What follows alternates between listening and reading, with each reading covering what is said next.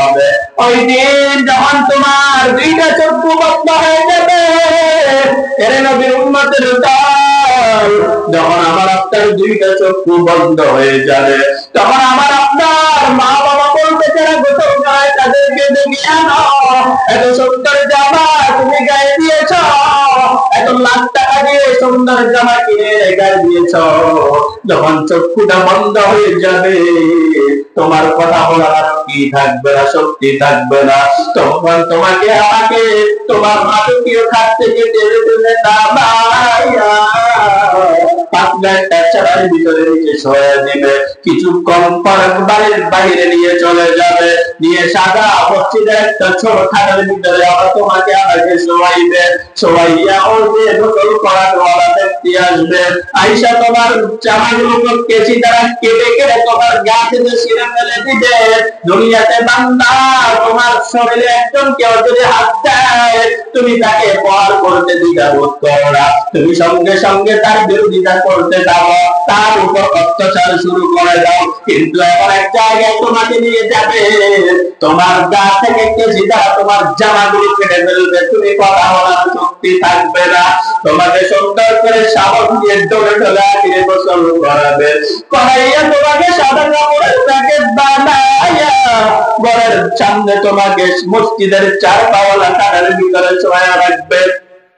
ঘরের ভিতরে তোমার ছেলে সন্তানরা আব্বু আব্বু বলে হাও মাও করে কান্নাকাটি করবে, তোমার জনম যখনই মা ঘরের এক করে বসে কান্নাকাটি করবে, যখন তোমাকে সবার কাছ থেকে যখন বিদায় নিবে, বিদায় নেওয়ার পর তোমাদের যখন বাড়ি থেকে বের করবে, তখন জনম যখনই মা ঘরের আড়াল থেকে বলতে দাঁড়াও আমার সন্তানকে করে নিয়ে যাও, আমি যে সন্তানের জন্য একবেলা সুন্দর করে ঘুমাইতাম না, সেই সন্তানকে আমি না খাওয়াই আমি না খাইতাম না, এত সুন্দর সুন্দর কালারের জামা আমি আমার সন্তানকে বানাইলাম, তোমরা আমার সন্তানের জামা গুলো কেটে ফেলে দিয়ে আজকে সাদা তিনটা কাপড় পরাইয়া আমার সন্তানকে করে নিয়ে যাও, আমার মায়ের মত মানে না, দাঁড়াও একটু আমাকে আমার সন্তানটাকে দেখায় যাও।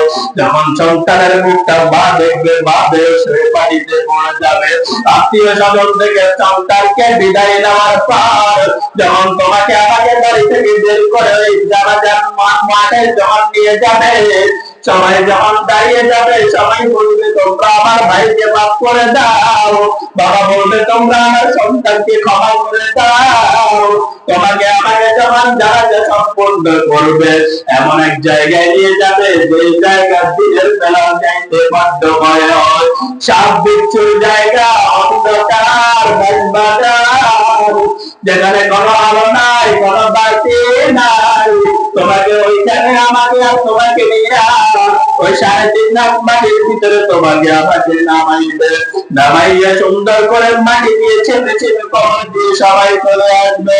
এর নবীর উম্মতের দল কবর থেকে মানুষ উঠে চলে আসার পরে সঙ্গে সঙ্গে তোমার কবরে 2জন ফেরেশতা চলে আসবে, মুনকার নাকির নামে 2জন ফেরেশতা আসবে, আয়েশা তোমাকে আমাকে প্রশ্ন করবে না রব্বুকা, তোমার রবকে, ওয়া মা দীনুকা, তোমার দিনকে, তখন আমার আপনার নবী একটা ছবি আইনা বলবে মা যা এটাকে, যখন দুনিয়াতে যদি তোমার সাথে আমার সাথে রাসূলের সম্পর্ক ভালো থাকে, আমরা যদি থাকি রাসূলের আশিক হয়ে থাকি, তখন বলবো হাজা রাসূল, এটা আমাদের রাসূল।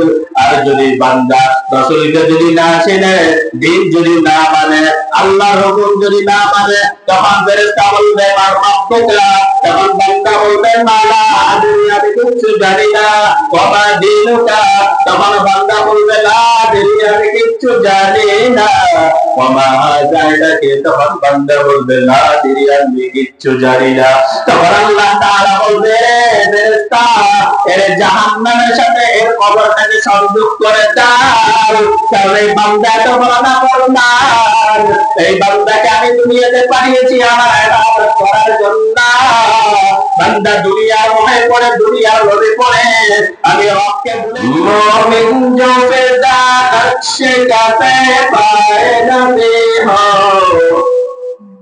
मुमिन जो फिदा नक्शे का पाए नबी हो, दिन कदम بعالم كخزينة وزير قدم आज بعالم كخزينة गर सुन्नत नबी की करे पैरवी उम्मत तो बस निकल जाएगा पर इसका सफीना तो बस निकल जाएगा पर इसका सफीना आशिकों बरादर शहन शायद आलम आशिकों बरादर शहन शायद आलम मशकों से ज्यादा मुबारक जिसका पसीना मशकों से ज्यादा मुबारक जिसका पसीना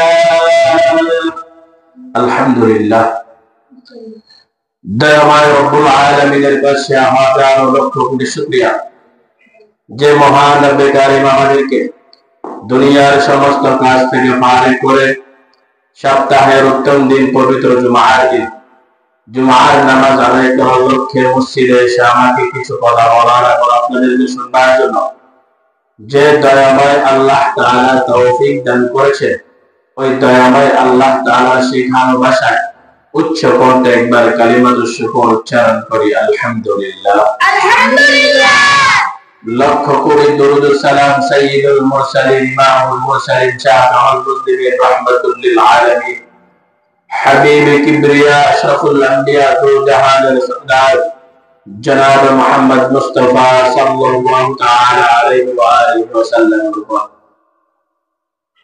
মুহতারাম হাজিরিন এই যে আমরা মসজিদে এসেছি আল্লাহ তাআলা আমাদেরকে মসজিদে আসার তৌফিক দান করেছেন এটা আল্লাহ তাআলার দেওয়া এক বড় নিয়ামত আমরা চাইলে মসজিদে আসতে পারতাম না আল্লাহ তাআলা তৌফিক দান করেছে বিদায় আমরা মসজিদে আসতে পেরেছি এজন্য আবার শুকরিয়া আদায় করি আলহামদুলিল্লাহ আলহামদুলিল্লাহ মুহতারাম হাজিরিন আমাদের মধ্যে আরো অনেক মানুষ আছে পৃথিবীর জমিনে যারা এখনো রাস্তাঘাটে বিভিন্ন জায়গায় ঘোরাফেরা করতেছে কিন্তু জুমার দিনের নিয়ম হলো যে আগে আগে মসজিদে আসা অনেক বড় বড় ফজিলত রয়েছে কিন্তু আজকে আমরা ফজিলতের কথা জানার পর মসজিদে আসতে চাই না তো আল্লাহ তাআলা আমাদের উপর রহম করেছেন বিদায় আমাদের উপর খুশি হয়েছেন বিদায় আমরা মসজিদে আসতে পেরেছি নচেত আমরা মসজিদে চাইলেও আসতে পারতাম না বান্দা চাইলে হয় না আল্লাহ চাইলে সবই হয় मेरा मोहतरम हाजिरीन এই পৃথিবীর জমিনে মানুষ হলো দুই দল মানুষ কয় দল দুই দল এক দল হলো দুনিয়াদার আর এক দল হলো ঈমানদার এক দল দুনিয়াদার আর এক দল কি যারা দুনিয়াদার তারা দুনিয়ার পাগল দুনিয়ার টাকা পয়সার পাগল দৌলতের পাগল সুন্দর নারীর পাগল বড় বড় অট্টালিকার দাওয়াতের পাগল আর যারা রবের পাগল যারা ঈমানদার তারা হলো রব্বে কারীমের পাগল তারা আল্লাহকে চায় রাসূলকে চায় তাহলে এই পৃথিবীর জমিনের ভিতরে মানুষ হলো দুই দল এক নাম্বার হলো দুনিয়াদার আর এক নাম্বার হলো ঈমানদার আমি প্রায় সময় আপনাদেরকে উদাহরণ দিয়ে থাকি যে এক বিশাল বড় টাকাওয়ালা যদি ব্যক্তি যখন তার গ্রাম অঞ্চলে একটা বাড়ি থাকে তখন সে বলে যদি আমি যদি কুমিল্লা জেলায় যদি একটি বাড়ি করতে পারতাম কতই না ভালো লাগতো তখন আল্লাহ সুবহানাহু ওয়া তাআলা যখন কুমিল্লা শহরের ভিতরে একটি বাড়ি করার সুযোগ করে দিয়েছেন তখন বান্দা ও কুমিল্লা শহরে বিশাল একটা বাড়ি লাভ করলো করার পর বান্দার চাহিদা কি মিটে গেল না বান্দার আরো চাহিদা এবার বান্দার চাহিদা কি আসছে যে আমি যদি ঢাকা শহরের ভিতরে একটা লাভ করতে পারতাম তাহলে আমার মনটা একটু শান্ত পেত মনটা একটু খুশি হতো আনন্দ পেত আল্লাহ তাআলা বান্দাকে এটাও তাওফিক দিয়েছেন বান্দা ঢাকা শহরের ভিতরে বিশাল বড় একটা লাভ করেছে বলেন তো দেখি বান্দার চাহিদা মিটে গিয়েছে এরপর বান্দা আমার চাহিদা যদি আমি চায়না ভুটান রাশিয়া সে সিলে যদি একটি বাড়ি করতে পারতাম তাহলে আমার কাছে খুব ভালো লাগতো বলেন তো দেখি বান্দা ওই চীনের চায়না ভুটান রাশিয়া বাড়ি করার পর কি বান্দার মন কি শান্ত হবে খুশি হবে খুশি কখনো হবে না আল্লাহ তাআলা বলেন যে কখন বান্দার চাহিদা মিটবে আল্লাহ তাআলা বান্দার চাহিদা কখনো মিটবে না, কতক্ষণে গিয়ে বান্দার চাহিদা মিটবে? হাত্তা যুরতুমুল মাকাবির, বান্দা যখন মৃত্যুর মুখে পড়ে যাবে, বান্দার যখন মৃত্যু হয়ে যাবে, চোখ বন্ধ হয়ে যাবে, কথা বলা শক্তি বন্ধ হয়ে যাবে, তখনই গিয়ে বান্দার কি চাহিদা মিটে যাবে। এর আগে কুরসির দ্বারা বান্দার চাহিদা মিটবে না, বান্দাকে যত দিবে বান্দার ততই প্রয়োজন। মেরে মাতা মাঝির দুনিয়া টাকার পিছনে এমন ভাবে দৌড়াচ্ছে, এমন ব্যক্তি আছে দুনিয়ার ভিতরে যারা টাকার পিছনে দৌড়াচ্ছে এমন ভাবে দৌড়াচ্ছে যে তার কতগুলো টাকা আছে, কতগুলো সম্পদ আছে বুঝেও জানে না। এই দুনিয়া ওনাদের একটা ফলাফল আছে, কি আছে? ফলাফল আছে। এই দুনিয়ার পিছনে দৌড়াইতে অর্থের ইনকাম করতে করতে ফলাফল তাদের হয় জিরো। ফলাফল কি? জিরো। দিন শেষে কান্নাকাটি করা ছাড়া তার কোনো কি নাই, উপায় নাই। এজন্য আল্লাহ সুবহানাহু ওয়া তাআলা বলেন, বান্দা দুনিয়া তালাশ করো, তবে আমি রব্বুল আলামিনকে বাদ দিই না। আমি আল্লাহ তাআলাকে নিয়ে তোমরা দুনিয়াতে থাকো, কারণ আমি আল্লাহ তাআলা তোমাদেরকে বানিয়েছি কেন? তোমরা এটা জানতে হবে। وما خلقت الجن والإنس إلا ليعبدون। আল্লাহ সুবহানাহু ওয়া তাআলা বলেন, হে দুনিয়ার বান্দা বান্দিগণ, আমি আল্লাহ তাআলা জিন এবং মানুষ সৃষ্টি করি নাই ইল্লা লিয়াবুদুন, তবে সৃষ্টি করেছি একমাত্র আমি আল্লাহ তাআলার ইবাদত করার জন্য। বান্দা তোমাকে গাল দিয়েছি, এটা আমার পক্ষ থেকে তোমার জন্য নিয়ামত। বান্দা তোমাকে আমি ছেলে সন্তান দিয়েছি, এটা আমার পক্ষ থেকে তোমার জন্য নিয়ামত। বান্দা আমি সমুদ্রের মাছ তোমার জন্য দিয়েছি, এটা আমার নিয়ামত। বান্দা তুমি আমার নিয়ামত গুলো পাইয়া আমার নিয়ামত উপভোগ করার পর বান্দা তুমি আমাকে বলে যেও না। বান্দা তোমরা যদি আমাকে বলে যাও তাহলে পৃথিবীতে আমার আর কেউ নাই। আমি আল্লাহর কোনো বাবা নাই, মা নাই, আমি আল্লাহর কোনো ছেলে সন্তান নাই। লাম ইয়ালিদ ওয়া লাম ইউলাদ, আমি আল্লাহ তাআলা কাউকে জন্ম দেই নাই। আমি আল্লাহ তাআলা কাউকে জন্ম দেই নাই। আমি আল্লাহ তাআলা একক, আমার কোনো সমতুল্য কেউ নাই। যারা আল্লাহ তাআলার সাথে অন্য কাউকে অংশীদারিত্ব করবে তারা শিরক করবে। শিরকওয়ালা ব্যক্তি সরাসরি কোথায় যাবে? জাহান্নাম ছাড়া তার কোনো উপায় নাই।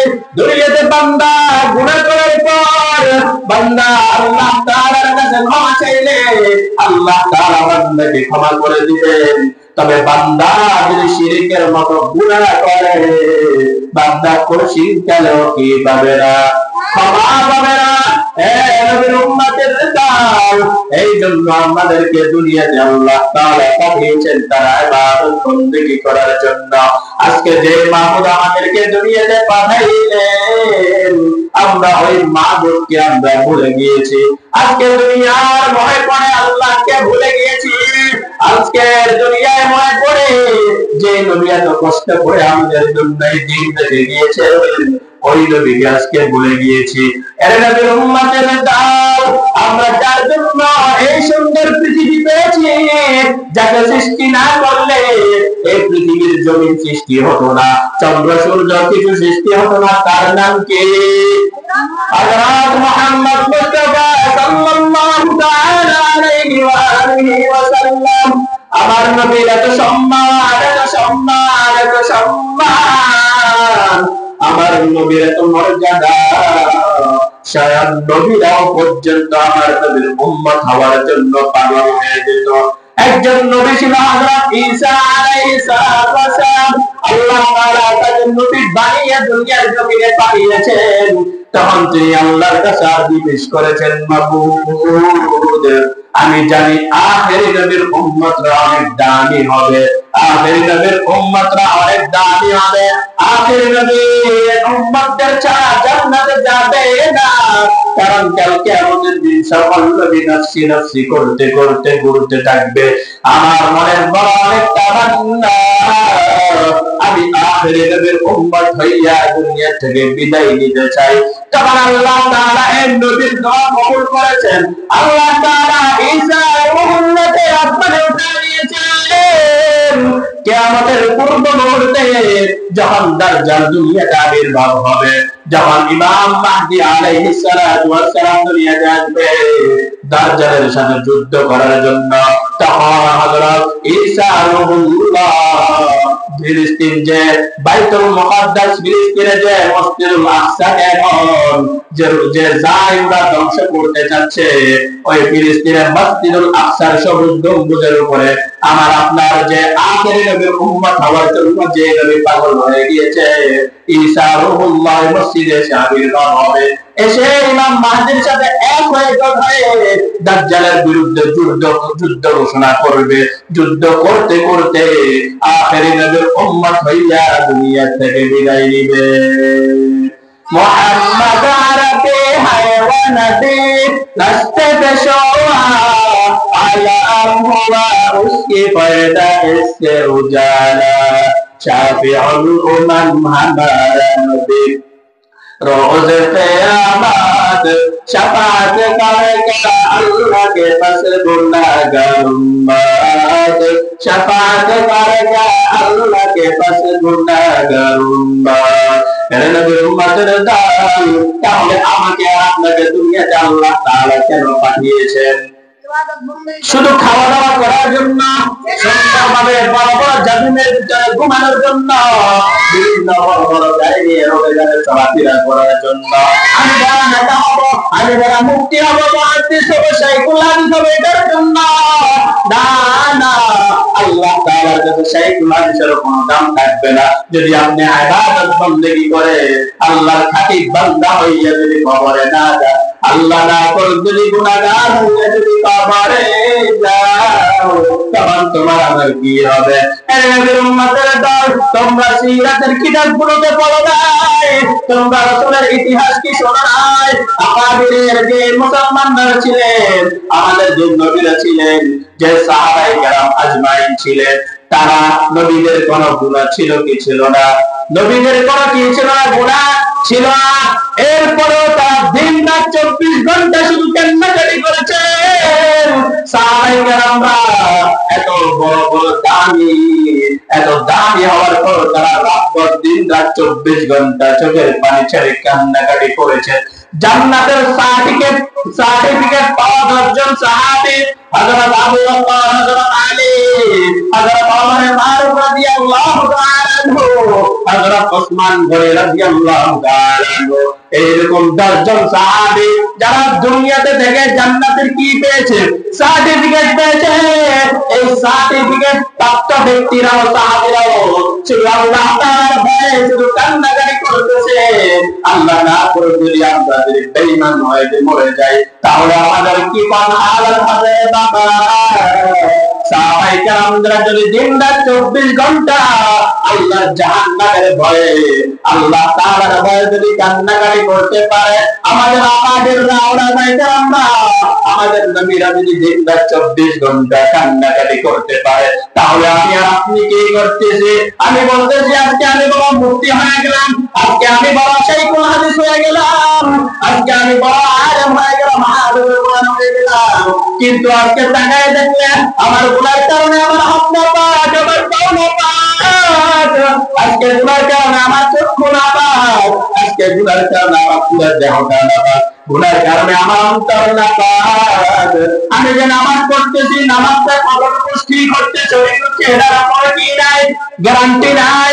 আমি যে রোজা রাখতেছি, এটা কতটুকু শুদ্ধ হচ্ছে এটার উপর কি নাই? গ্যারান্টি নাই। আমি যে হজ করতেছি, এটা কবুল হচ্ছে কিনা এটার কি নাই? গ্যারান্টি নাই। আমি যে যাকাত প্রদান করতেছি, আমার যাকাত গুলোকে ঠিক জায়গায় পৌঁছছে কিনা এটারও কিনা কি নাই? গ্যারান্টি নাই। এরপর আমরা কিভাবে আরামে ঘুমাই, কিভাবে আরামে খাই, কিভাবে হাসিতে বসে চলে বান্দা, তোমার কি একটু ভয় হয় না? আল্লাহ না করুক একদিন আগে হোক বা একদিন পরে হোক, এই সুন্দর পৃথিবী ছেড়ে তোমার আমার চলে যেতে হবে। ওই দিন যখন তোমার দুইটা চক্ষু বন্ধ হয়ে যাবে, এর নবীর উম্মতের দল, যখন আমার আপনার দুইটা চক্ষু বন্ধ হয়ে যাবে। তখন আমার আপনার মা বাবা বলতে যারা গোসল করায় তাদেরকে ডেকে আনো, এত সুন্দর জামা তুমি গায়ে দিয়েছ, এত লাখ টাকা দিয়ে সুন্দর জামা কিনে গায়ে দিয়েছ, যখন চক্ষুটা বন্ধ হয়ে যাবে তোমার কথা বলার কি থাকবে না, শক্তি থাকবে না। তখন তোমাকে আমাকে তোমার মাদকীয় খাত থেকে টেনে টেনে নামাইয়া আপনার টাচার ভিতরে নিচে সরিয়ে দিবে, কিছুক্ষণ পর বাড়ির বাইরে নিয়ে চলে যাবে, নিয়ে সাদা মসজিদের একটা ছোট খাটের ভিতরে আবার তোমাকে আমাকে শোয়াইবে, শোয়াইয়া ওর যে গোসল করার ওয়ালা ব্যক্তি আসবে, আইসা তোমার জামাগুলো কেচি দ্বারা কেটে কেটে তোমার গা থেকে ছিঁড়ে ফেলে দিবে। দুনিয়াতে বান্দা তোমার শরীরে একজন কেউ যদি হাত দেয় তুমি তাকে পার করতে দ্বিধাবোধ করো না, তুমি সঙ্গে সঙ্গে তার বিরোধিতা করতে দাও, তার উপর অত্যাচার শুরু করে দাও। কিন্তু এমন এক জায়গায় তোমাকে নিয়ে যাবে তোমার গা থেকে কেচি দ্বারা তোমার জামাগুলো কেটে ফেলবে, তুমি কথা বলার শক্তি থাকবে না, তোমাকে সুন্দর করে সাবান দিয়ে ডলে ডলে আগে গোসল করাবে, করাইয়া তোমাকে সাদা কাপড়ের প্যাকেট বানাইয়া ঘরের সামনে তোমাকে মসজিদের চার পাওয়ালা কানের ভিতরে ছড়াইয়া রাখবে। ঘরের ভিতরে তোমার ছেলে সন্তানরা আব্বু আব্বু বলে হাও মাও করে কান্নাকাটি করবে, তোমার জনম যখনই মা ঘরের এক করে বসে কান্নাকাটি করবে।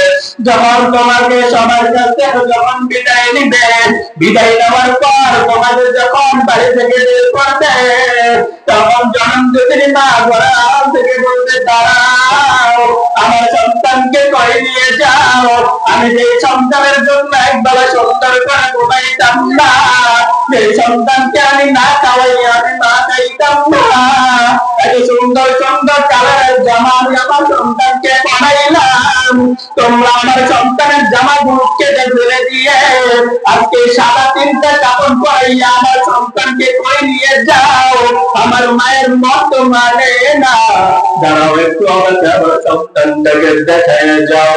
যখন সন্তানের মুখটা মা দেখবে, মা বেশে পানিতে পড়ে যাবে। আত্মীয় স্বজন থেকে সন্তানকে বিদায় নেওয়ার পর যখন তোমাকে আমাকে বাড়ি থেকে বের করে ওই জানাজার মাঠে যখন নিয়ে যাবে, সবাই যখন দাঁড়িয়ে যাবে সবাই বলবে তোমরা আমার ভাইকে মাফ করে দাও, বাবা বলবে তোমরা আমার সন্তানকে ক্ষমা করে দাও, তোমাকে আমাকে যখন জানাজা সম্পন্ন করবে এমন এক জায়গায় নিয়ে যাবে যে জায়গা দিনের বেলা যাইতে বড্ড ভয় হয়, সাপ বিচ্ছুর জায়গা, অন্ধকার বাজার, যেখানে কোনো আলো নাই, কোনো বাতি নাই, তোমাকে ওইখানে আমাকে আর তোমাকে নিয়ে ওই 3.5 লাখ মাটির ভিতরে তোমাকে আমাকে নামাইবে, নামাইয়া সুন্দর করে মাটি দিয়ে ছেপে ছেপে কবর দিয়ে সবাই চলে আসবে। এর নবীর উম্মতের দল ঘর থেকে মানুষ উঠে চলে আসার পরে সঙ্গে সঙ্গে তোমার কবরে 2 জন ফেরেশতা চলে আসবে, মুনকার নাকির নামে 2 জন ফেরেশতা আসবে, আয়েশা তোমাকে আমাকে প্রশ্ন করবে মান রব্বুকা, তোমার রবকে, ওয়া মা দীনুকা, তোমার দ্বীনকে। তখন আমার আপনার নবী একটা ছবি আইনা বলবে মা এটাকে, যখন দুনিয়াতে যদি তোমার সাথে আমার সাথে রাসূলের সম্পর্ক ভালো থাকে, আমরা যদি খাঁটি রাসূলের আশিক হয়ে থাকি, তখন বলবো হাজা রাসূল, এটা আমাদের রাসূল। আর যদি বান্দা রাসূলকে যদি না চিনে, দিন যদি না মানে, আল্লাহর হুকুম যদি না মানে, তখন ফেরেশতা বলবে মা রব্বুকা, তখন বান্দা বলবে মালা আদরি, আমি কিছু জানি না, ওয়া মা দীনুকা, তখন বান্দা বলবে লা আদরি, আমি কিছু জানি না, ওয়া মা যায়দাকে, তখন বান্দা বলবে লা আদরি, আমি কিছু জানি না। তখন আল্লাহ তাআলা বলবে ফেরেশতা এর জাহান্নামের সাথে এর কবরটাকে সংযোগ করে দাও, তাহলে এই বান্দা তো বড় না ফরমান, এই বান্দাকে আমি দুনিয়াতে পাঠিয়েছি আমার ইবাদত করার জন্য, বান্দা দুনিয়ার মোহে পড়ে, দুনিয়ার লোভে পড়ে আমি রবকে ভুলে গিয়েছে, আমার কথা হুকুম মানে না, আমার বন্ধুর নবীর সুন্নাত তরিকা মতো নিজের জীবন পরিচালনা করে না। অতএব আজকে এই ময়দানে আমি আল্লাহ তাআলার পক্ষ থেকে তার জন্য কি নাই, কোন সুপারিশ নাই। এর নবীর উম্মতের দল এরপর যখন কিয়ামতের মাঠ কায়েম হয়ে যাবে, ওই সিরিয়ার ময়দানে যখন কিয়ামতের মাঠটা কায়েম হয়ে যাবে, সবাই সবাই উলঙ্গ হয়ে নারী পুরুষ একসাথে দাঁড়াবে, তখন সবাই নফসি নফসি করতে থাকবে। সকল নবীরা ওই ময়দানে থাকবে, তারাও নফসি নফসি করতে থাকবে। মুসা নবীর উম্মতরা যাবে, নবী আমাদেরকে একটু বাঁচাও। তখন মুসা আলাইহিস সালাম বলবে, এই ময়দানে আল্লাহর কাছে সুপারিশ করার কোনো আমার ক্ষমতা নাই, কারণ আমি নিজে নবী, একজন অপরাধী না। আমি একজন আল্লাহর বান্দাকে একটা চর দিয়ে আমি মেরে ফেলেছি। তখন ঈসা নবীর উম্মতরা ঈসা নবীর কাছে যাবে।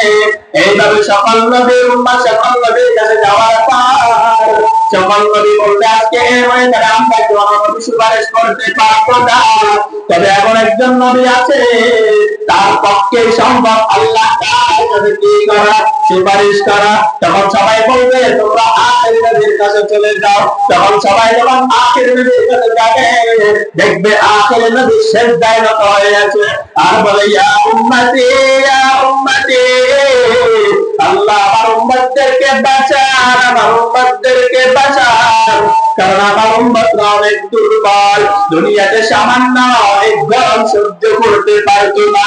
এই যে কত লক্ষ মাইল উপর থেকে সূর্যটা তাপ দিচ্ছে, এরপর বান্দা সূর্যের গরম সহ্য করতে পারে না।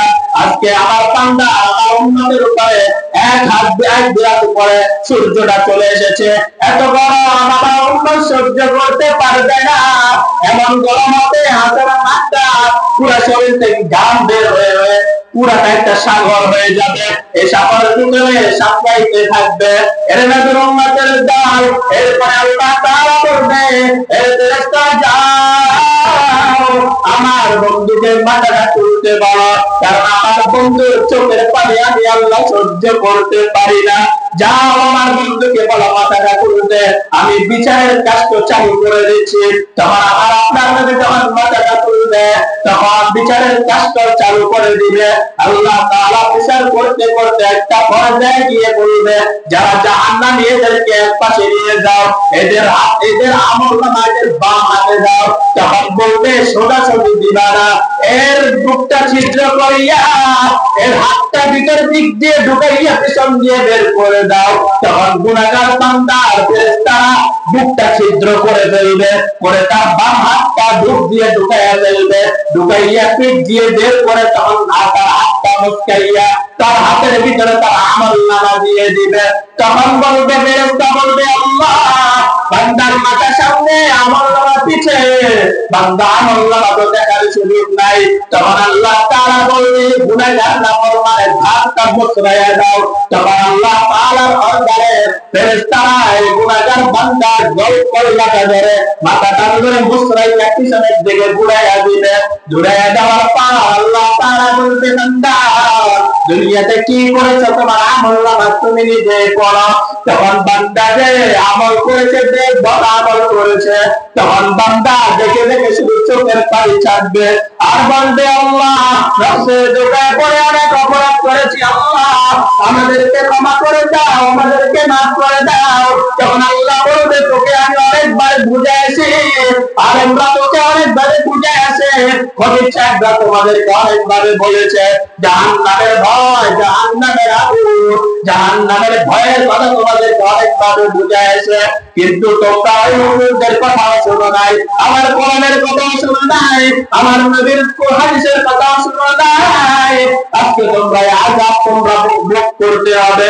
এর নবীর উম্মতের দল আল্লাহ না করতে ওই গ্রামটা কি হয়ে যায়, জাহান্নামে হইয়া যায়। তখন আমার আপনার কি হবে? এই দুনিয়াতে বাবা সন্তানের জন্য কত মায়া, কত টান, মা বাবা সন্তানের জন্য কত টান, আর ওই কিয়ামতের দিন তার আপন মা তার সন্তানকে চিনবে না। তখন সন্তান বলবে, মা আমি একটা নেকির জন্য আটকে পড়ে গিয়েছি, আমাকে একটা নেকি দিয়ে আমাকে বাঁচাও। তখন মা বলবে, দুনিয়াতে আবার কোনো বিয়ে হয় নাই, কোথা থেকে আমার সন্তান আসবে, চলে যাও, দূর হয়ে যাও। এরে বাবা দেখেন নাই গত 2-1 দিন আগে একজন ছোট বাচ্চা তার মায়ের সাথে খেলতে গিয়ে বিশাল একটা নলকূপের ভিতরে পড়ে গিয়েছে, পুরা পায়ের সারে বিষ, অনেক কষ্ট করে পুরা এলাকাবাসী অনেক কষ্ট করেছে। মা কিসে হারায় গিয়েছে, পাগল হয়ে গিয়েছে সন্তানের জন্য। এত কষ্ট করার পর যখন সন্তানটা তোলার পর যখন হসপিটালে নিল, তখন ওই হসপিটালে সন্তানটা মারা গেল। এরপরে বলেন মায়ের বুকটা কত কষ্ট পেয়েছে। কিন্তু ওই কিয়ামতের মাঠে আপনার এই মাও আপনাকে চিনবে না। আপনার বাবা, যে বাবা আপনার জন্য এত কষ্ট করেছে, ওই বাবাও আপনাকে চিনবে না। তাহলে আমার আপনার কোন হাল হবে? আল্লাহ তাআলা বলে, বান্দা এই কিয়ামতের মাঠে আমি আল্লাহ তাআলা রহম ছাড়া তোমরা বাঁচার কোনো উপায় হবে না। বান্দা আমার কাছে রহম চাইলেই তোমরা বাঁচতে পারবা। আল্লাহর এক বান্দা অনেক নেক আমল করেছে, অনেক আমল করেছে, আমল করার পর কিয়ামতের মাঠে আল্লাহ তাআলা বললে, বান্দা তোমরা কিসের বিনিময়ে আমার কাছ থেকে জান্নাত চাও? তখন ওই বান্দা বলে ফেললো যে আমি আমার আমলের বিনিময়ে আমি জান্নাত চাই। তখন আল্লাহ তাআলা বলে, ফেরেশতারা একে একটু জাহান্নামের কাছে নিয়ে ঘুরাইয়া নিয়ে আসো। তখন বান্দাকে যখন জাহান্নামের কাছে নিয়ে গেল, নিয়ে যাওয়ার পর তখন বান্দা গরমের আগুনের তাপে তখন বান্দার পানি পিপাসা লেগে গিয়েছে। তখন বান্দা বলে, আল্লাহ আমাকে এক গ্লাস পানি দাও, পানি দাও। তখন হঠাৎ করে তাকায় দেখতেছে একজন ফেরেশতা এক গ্লাস পানি নিয়ে আসতেছে। তখন বলল, ভাই আমাকে পানি দাও, পানি দাও, কারণ আমার কলিজাটা ছিঁড়ে যাইতেছে, আমাকে এক গ্লাস পানি দাও। তখন বলল, দুনিয়াতে মানুষ টাকার বিনিময়ে বেচা কিনা করে, দুনিয়াতে টাকা দিলে মানুষ জিনিস দেয়, এই কিয়ামতের মাঠে আমি ফেরেশতাও তোমাকে বিনিময় ছাড়া তোমাকে পানি দিব না। তখন বলল, তুমি কি চাও তাড়াতাড়ি বলো, আমি তোমাকে দিই, আমি এক গ্লাস পানি খেতে চাই। তখন বলল যে তুমি যে 60 বছর জিন্দেগির ইবাদত করেছ, এই 60 বছর জিন্দেগির ইবাদত আমাকে দিয়ে দিতে হবে, বিনিময়ে আমি তোমাকে এক গ্লাস পানি দিয়ে দিব। তখন বান্দা বলল, 60 বছরের ইবাদত নিয়ে যাও, এরপর আমাকে এক গ্লাস পানি দাও, আমার কলিজাটা ফেটে যাচ্ছে। তখন বান্দা 60 বছরের ইবাদত দিয়ে এক গ্লাস পানি নিল। এক গ্লাস পানি নিয়ে যখন পানি খাইলো, তখন ফেরেশতা আরেকটু সামনে নিয়ে গেল। নিয়ে যাওয়ার পর আমার বান্দার পানির পিপাসা লেগে গিয়েছে। তখন ওই যে ফেরেশতা আমারও পানি নিয়ে চলে আসছে, বলল, পানি পানি পানি। তখন বললো, আমাকে দাও, আমাকে দাও। বললো, আমাকে কি দিবা? তখন বললো, আমার কাছে তো দেওয়ার মতো আর কিচ্ছু নাই, যা ছিল 60 বছরের ইবাদত এগুলো আমি দিয়ে দিয়েছি, এখন আমি কিভাবে পানি দিব? তখন বান্দা বুঝে গিয়েছে আল্লাহর হুকুম ছাড়া, আল্লাহ তাআলার অনুগ্রহ ছাড়া বান্দা চার পাবে না। তখন বান্দা দুইটা চোখের পানি ছেড়ে দিল, আল্লাহ আমি ভুল করেছি, আপনার রহম ছাড়া আমি জান্নাত পাবো না। আমি বলে গিয়েছি যে আমি ইবাদতের বিনিময়ে জান্নাত চাই, আল্লাহ আপনি আমাকে ক্ষমা করে দেন। এর নবীর উম্মতের দল তাহলে 60 বছরের ইবাদত দিয়ে দিলে এক গ্লাস পানি খায়, আমি আর আপনি কয় গ্লাস দৈনিক পানি খাচ্ছি? আল্লাহ তাআলা যদি এটা হিসাব নেয় আমাদের থেকে, কিভাবে আমরা হিসাব দিব? এই জন্য সময় থাকতে সময়কে কদর করতে হবে। ওমা খালাকাতুল জিন্না ওয়াল ইনসা ইল্লা লিয়াবুদুন। আল্লাহ তাআলা জিন জাতি এবং মানুষকে অনর্থক সৃষ্টি করে নাই, একমাত্র সৃষ্টি করেছে তার কি করার জন্য? ইবাদত বندگی করার জন্য। আল্লাহ সুবহানাহু ওয়া তাআলা সর্বপ্রথম আমাকে এবং আপনাদেরকে আল্লাহ তাআলার ইবাদত বندگی করে আল্লাহ তাআলার হুকুম মেনে এবং নবীর সুন্নাহ মানে